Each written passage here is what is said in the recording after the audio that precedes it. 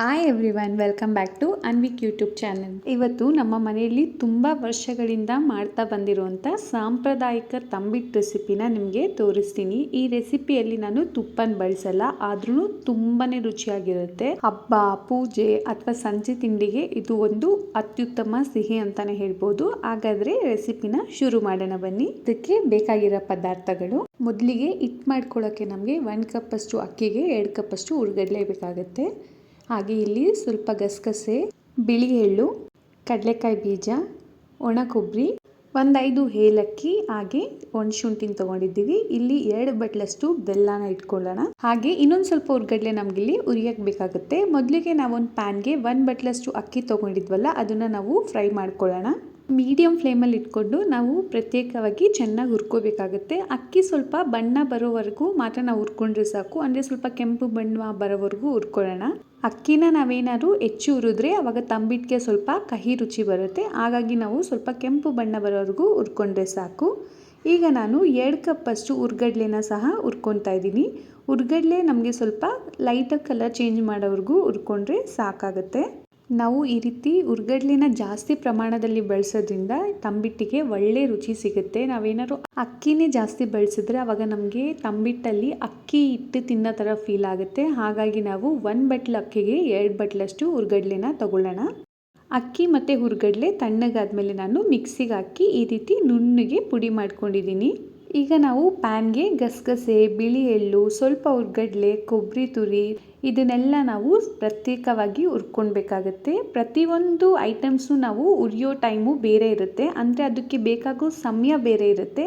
ಅದರಿಂದ ಒಂದೇ ಸಲ ಹಾಕ್ದಂಗೆ ಸಪ್ರೇಟಾಗಿ ಹಾಕ್ಕೊಂಡು ನಾವು ಹುರ್ಕೊಳ್ಳೋದ್ರಿಂದ ಅದು ಸಿಯೋದಿಲ್ಲ.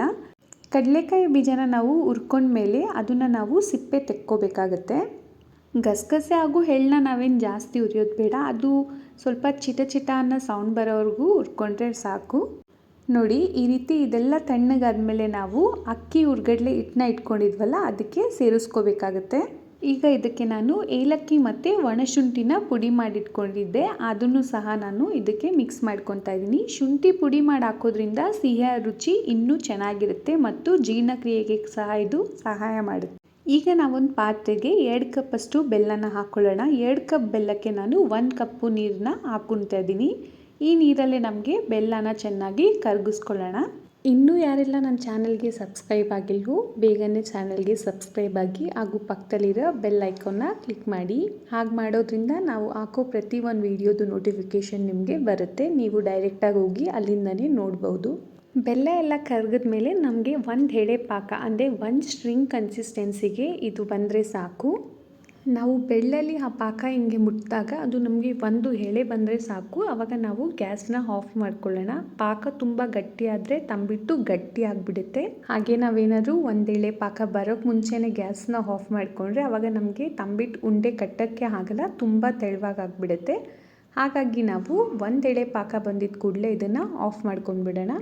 ಈಗ ನಾವು ಬೆಲ್ಲದ ಪಾಕನ ಒಂದೇ ಸಲ ಹಾಕ್ಕೊಳ್ಳೋದೇನು ಬೇಡ, ಸ್ವಲ್ಪ ಸ್ವಲ್ಪ ಆಗಿ ಹಿಟ್ಟಿಗೆ ಸೇರಿಸ್ತಾ ನಾವು ಚೆನ್ನಾಗಿ ಮಿಕ್ಸ್ ಮಾಡ್ಕೊಳ್ಳೋಣ. ಅಗತ್ಯ ಇರೋಷ್ಟು ಮಾತ್ರ ಪಾಕ ಬಳಸ್ಕೊಂಡ್ರೆ ಸಾಕು. ಎಲ್ಲ ಪಾಕ ನಮಗೆ ಬೇಕಾಗದೆ ಸಹ ಇರ್ಬೋದು. ಹಿಟ್ಟಿನ ತೇವಾಂಶಕ್ಕೆ ಅನುಗುಣವಾಗಿ ಪಾಕದ ಪ್ರಮಾಣ ಬದಲಾಗುತ್ತೆ. ಹಾಗಾಗಿ ನಾವು ಹಿಟ್ಟಿಗೆ ಸ್ವಲ್ಪ ಸ್ವಲ್ಪನೇ ಪಾಕ ಹಾಕ್ಕೊಂಡು ಕಲಿಸ್ಕೊಳ್ಳೋದ್ರಿಂದ ನಮಗೆ ಎಷ್ಟು ಅವಶ್ಯಕತೆ ಇದೆ ಅಂತ ಗೊತ್ತಾಗುತ್ತೆ. ನೋಡಿ, ಈ ರೀತಿ ಸ್ವಲ್ಪ ಸ್ವಲ್ಪನೇ ಹಾಕ್ಕೊಂಡು ನಾವು ಹಿಟ್ಟನ್ನ ಕಲಿಸ್ಕೊಳ್ಳೋಣ. ಮಿಶ್ರಣ ಕೈಗೆ ಹಿಡಿಯುವಷ್ಟು ಬಂದ ತಕ್ಷಣ ನಾವು ಉಂಡೆಗಳನ್ನು ಕಟ್ಕೊಳ್ಳೋಕ್ಕೆ ಶುರು ಮಾಡ್ಬೋದು.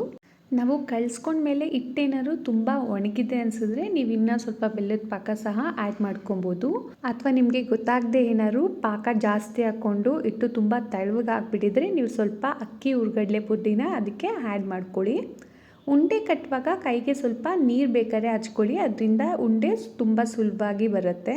ನೋಡಿ, ಅದಕ್ಕೆ ನಾವು ಹಿಟ್ಟನ್ನ ಕಲಿಸ್ಕೊಬೇಕಾಗುತ್ತೆ ಪಾಕ ಹಾಕ್ಕೊಂಡು. ಈ ರೀತಿ ಆದಮೇಲೆ ನಾವು ಯಾವ ಸೈಜಿಗೆ ಬೇಕೋ ಅಷ್ಟು ದಪ್ಪ ಉಂಡೆ ತಗೊಂಡು ನಾವು ತಂಬಿಟ್ಟು ಉಂಡೆ ಮಾಡ್ಕೊಳ್ಬೋದು.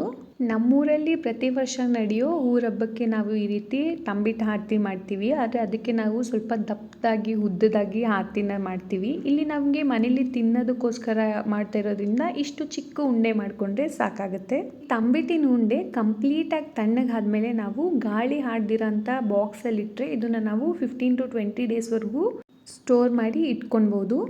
ತುಪ್ಪ ಇಲ್ಲದೆ ಮಾಡಿದರೂ ಸಹ ಇದು ತುಂಬಾ ರುಚಿಯಾಗಿ ಹಾಗೂ ಮೃದುವಾಗಿ ಬರುತ್ತೆ. ನೀವು ಕೂಡ ನಿಮ್ಮ ಮನೆಯಲ್ಲಿ ಒಮ್ಮೆ ಟ್ರೈ ಮಾಡಿ, ಖಂಡಿತವಾಗೂ ಎಲ್ಲರಿಗೂ ತುಂಬಾ ಇಷ್ಟ ಆಗುತ್ತೆ. ನೋಡಿದ್ರಲ್ಲ ನಮ್ಮ ಸಾಂಪ್ರದಾಯಿಕ ತಂಬಿಟ್ಟು ಹೇಗೆ ಮಾಡೋದು ಅಂತ. ಈ ವಿಡಿಯೋ ನಿಮಗೆ ಇಷ್ಟ ಆಗಿದ್ದರೆ ಲೈಕ್ ಮಾಡಿ, ನಿಮ್ಮ ಫ್ಯಾಮಿಲಿ ಫ್ರೆಂಡ್ಸ್ ಜೊತೆ ಶೇರ್ ಮಾಡಿ ಹಾಗೂ ನಮ್ಮ ಅನ್ವಿಕ್ ಯೂಟ್ಯೂಬ್ ಚಾನಲ್ನ ಸಬ್ಸ್ಕ್ರೈಬ್ ಮಾಡಿ. ಮುಂದಿನ ವಿಡಿಯೋದಲ್ಲಿ ಮತ್ತೆ ಸಿಗೋಣ. ಅಲ್ಲಿವರೆಗೂ ಟೇಕ್ ಕೇರ್, ಬಾಯ್.